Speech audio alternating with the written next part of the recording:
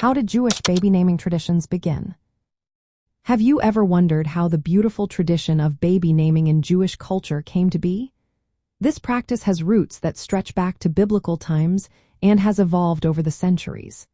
In ancient Israel, naming a child was a significant act, often performed by the mother or a female surrogate. This act marked not only the child's identity but also the mother's new status as a parent. Names were not just labels. They often carried deep meanings tied to the circumstances of birth or the hopes parents had for their child's future. In contrast to many ancient cultures where fathers named the children, in Israelite tradition, mothers commonly bestowed names. This highlights a close connection between birth, identity, and motherhood. During biblical times and into Talmudic periods, names were believed to have spiritual significance. Parents often felt that divine inspiration guided their choice of a name. Over time, the practice shifted, and parents began selecting names with the intention of bringing good fortune or protection to their newborn. For boys, the naming typically occurred during the Brit Milah, or circumcision ceremony, which takes place on the 8th day after birth. During this ceremony, the father expresses blessings and hopes that the child will lead a life devoted to Torah study, good deeds, and family continuity.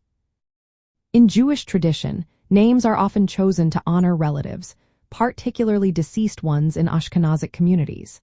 This practice fosters a sense of family continuity and remembrance. On the other hand, Sephardic Jews tend to name children after living relatives or based on significant events surrounding the birth. For example, a child born during Hanukkah might be named Nissim, which means miracles. Historically, there were protective naming customs, especially during medieval times when infant mortality rates were high. Parents sometimes gave babies protective names to guard against evil spirits or the angel of death. Names like Alter or Alta, meaning the old one, or symbolic names like Makluf, meaning substitute, were used to confuse harmful forces. For girls, formal naming ceremonies became more common in the 20th century. Traditionally, girls' names were given and acknowledged within the family and community, often during synagogue services shortly after birth. In modern practice, both the father and mother may be called to the Torah, where the child's Hebrew name is announced along with blessings for health and well-being.